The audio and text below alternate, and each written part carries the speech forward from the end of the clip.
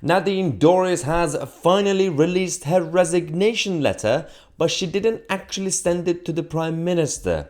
Instead, she's published it in Daily Mail, and it's not a fun read for the Prime Minister.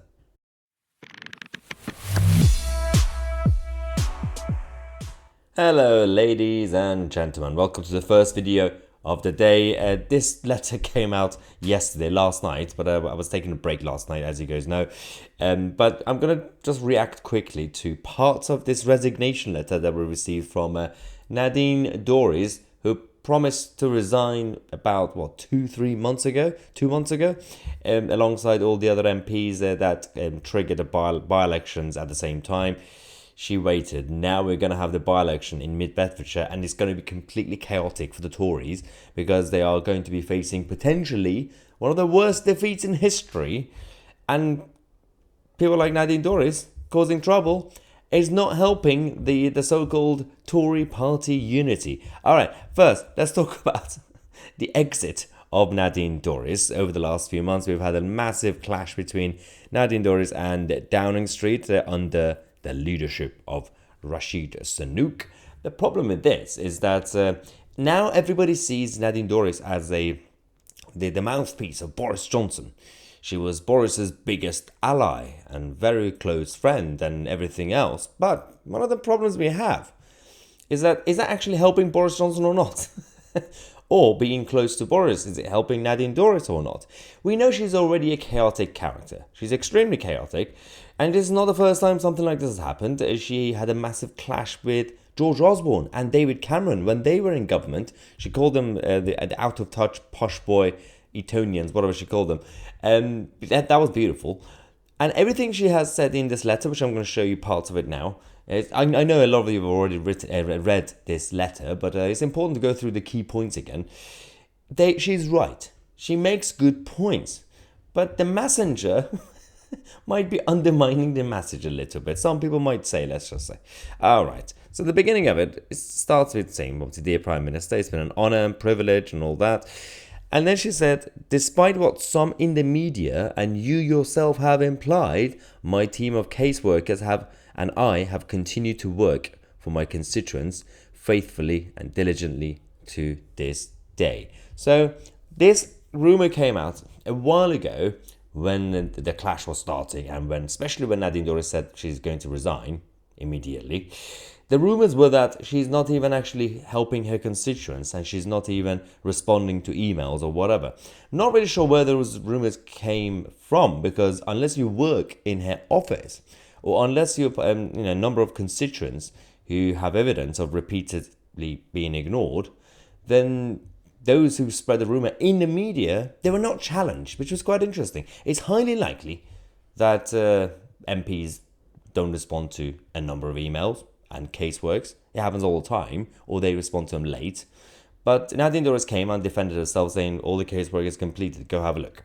Anyway, in this section, she was talking about, obviously, the tech sector, saying with many of the CEOs I spoke to in the tech sector and business leaders, they really want what they wanted was meaningful regulatory reform from you as Chancellor to enable companies not only to establish in the UK, but to list on the London Stock Exchange rather than New York.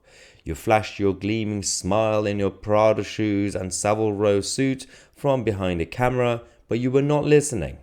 All they received in return was platitudes and a speech illustrating how wonderful life was in California. London is now losing its appeal as more UK-based companies seek better listing opportunities in the US. That, Prime Minister, is entirely down to you. Now, this is just the beginning of the letter. It's going to get much worse when it comes to her robust language and very direct, let's just say, because she does make another good point about the tech sector and the whole business industries and everything else being going on, because Rishi Sunak and now Jeremy Hunt as Chancellor continue to make certain points about how they want to lead the fourth industrial revolution, or how they want to make sure that the UK remains a tech hub and everything else. But all we are seeing evidence from our government, what they are doing is they are surrendering to the globalist regulations and ideas, and their tech ideas, including, of course, we've got their digital ideas and everything else. But what they're not doing is actually creating opportunities for businesses and innovators to come to the UK and bring us jobs and actually work under our framework, rather than going to Silicon Valley with the rest of the wokies. So this is what the government is doing. They make speeches left, right, and centre, but are they doing anything? Absolutely not. Okay. She said, having witnessed firsthand as Boris Johnson and then Liz Truss were taken down, I decided that the British people had a right to know what was happening in their name. Why is it that we have had 5 Conservative Prime Ministers since 2010, and with not one of the previous 4 having left office as a result of losing a general election?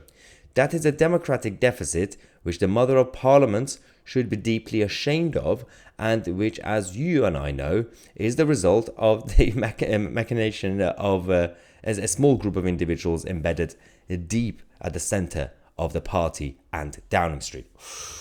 Yeah, that accusation of the coup against both Boris Johnson and Liz Truss continues.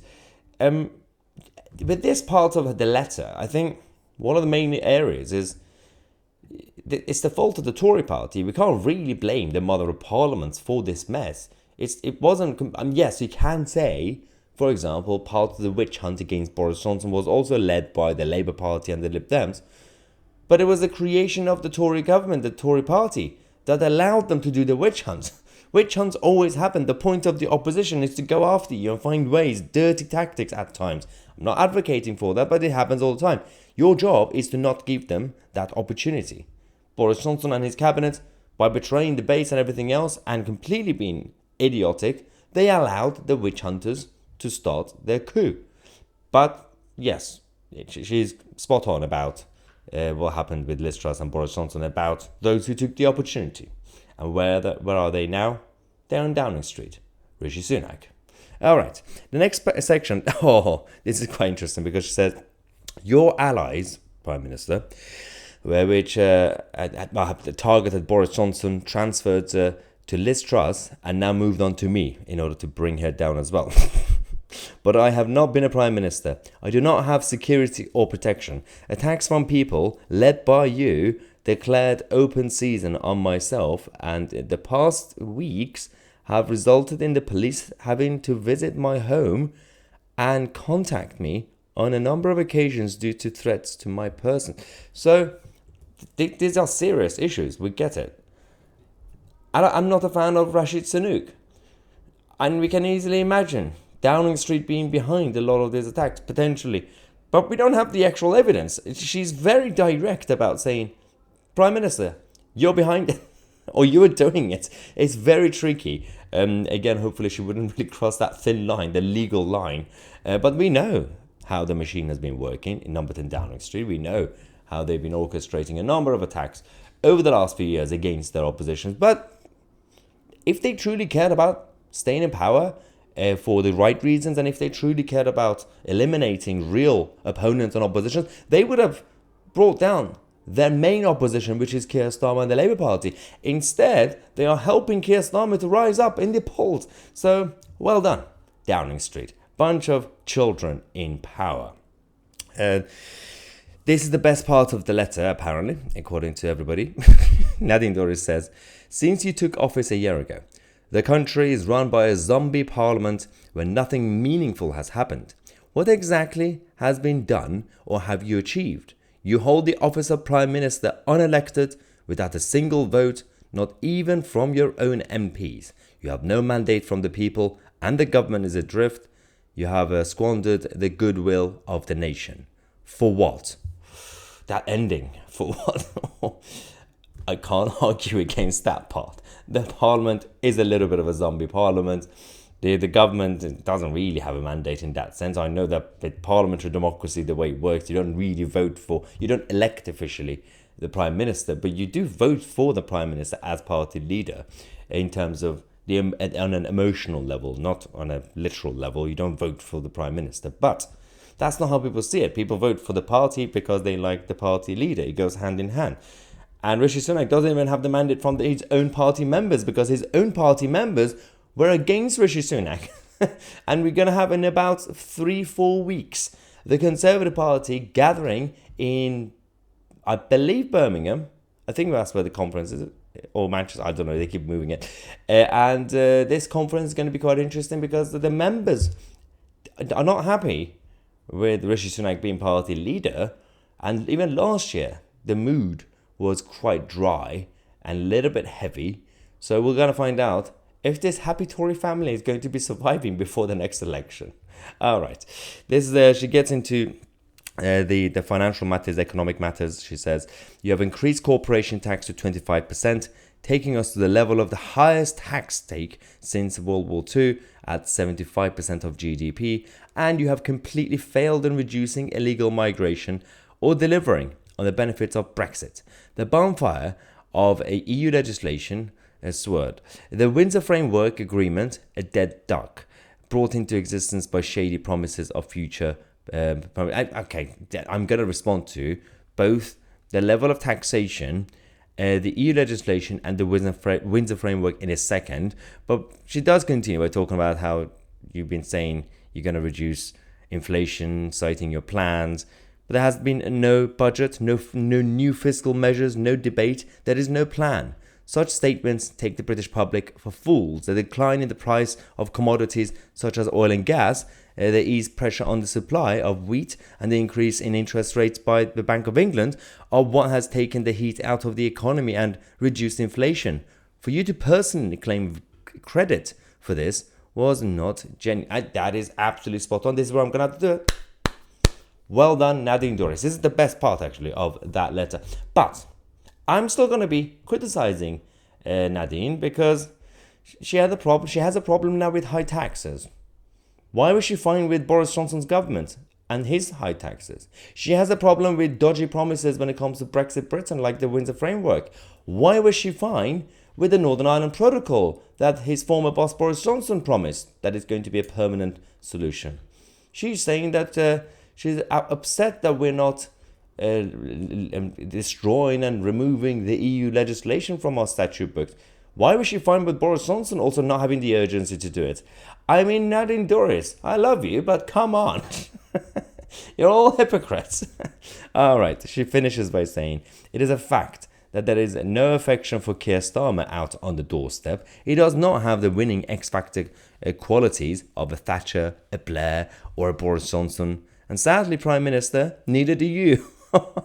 Your actions have left some 200 or more of my MP colleagues to face an electoral tsunami and the loss of their livelihoods because in your impatience to become Prime Minister, you put your personal ambition above the stability of the country and our economy. The reason that the part before this about the economy was actually spot on, I had to applaud, was because Rishi Sunak and Jeremy Hunt are taking credit for the improvements that had nothing to do with them. As Nadine Dorries points out in the letter, that's absolutely spot on. And I'm surprised. I mentioned this weeks ago on this channel, but I did also say that I'm so surprised that nobody else, not even GB News, let alone Channel 4 or Sky News, have been talking about this. Like, talk about it. On TV, there has to be a panel discussion about why the Prime Minister is taking credit for things that has nothing to do with him.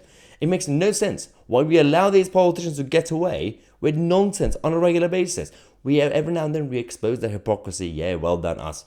Well, they have to go deeper to their, not just their empty promises, broken promises, but of course, their false claims. Anyway, I thought I'd let you guys know about this in case you haven't read the full letter. I'm Mahyar Tousi, and we are the media.